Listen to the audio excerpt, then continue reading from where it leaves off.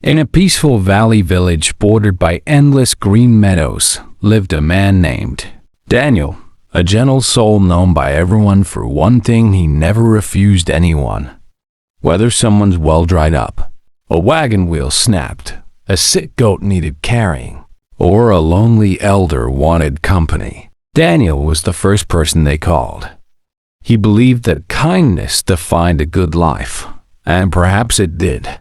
But slowly the weight of being everyone's solution began crushing his own world. His small cottage needed patching, his orchard lay unattended, and his own plans were always pushed aside while he fixed the lives of others.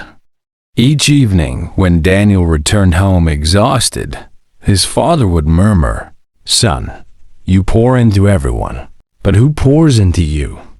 Daniel would smile weakly and say, "One day, they'll remember all I've done." But days passed, seasons changed, and no such day ever arrived. One afternoon, dark clouds gathered and a violent storm approached. Every villager hurried to protect their harvest. Instead of securing his own apples, Daniel ran to help his friend Mason, whose stacks of hay lay uncovered.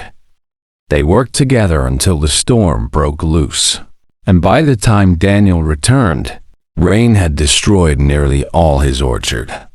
That night he sat on his porch, drenched and silent, staring at the ruined land he had always hoped would grow into something beautiful. The next morning, lost and disheartened, Daniel visited an elderly man named Rowan, who lived beside the river and was known for his quiet wisdom. Daniel confessed, "I give and give, yet I feel drained and invisible. I'm not tired of work. I'm tired of people." Rowan pointed to the flowing river and said, "A river gives life to all.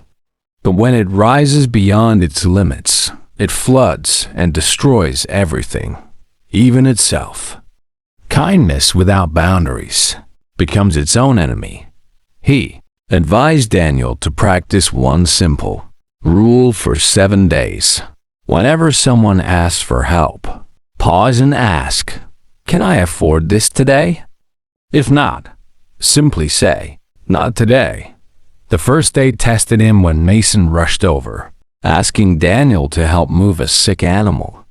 Daniel looked at his unpruned orchard and, for the first time, sighed, "I'm sorry, not today.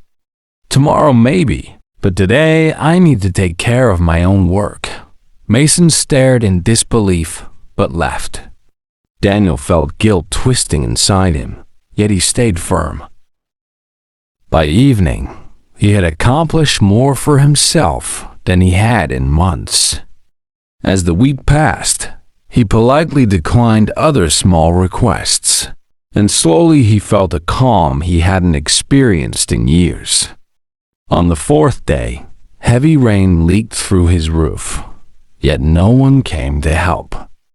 Instead of bitterness, Daniel felt clarity. This was how he had trained people to treat him. He repaired the roof alone and for the first time whispered, "So this is what self-worth feels like." Weeks went by and Daniel transformed. He no longer chased approval. He protected his peace. His orchard flourished. He grew healthier, and strangely, people respected him more than ever. One evening, Rowan visited and asked, "Did life fall apart when you stopped being available for everyone?" Daniel smiled. "No, it finally fell into place. Because when he stopped saying yes to everyone, he finally said yes to himself."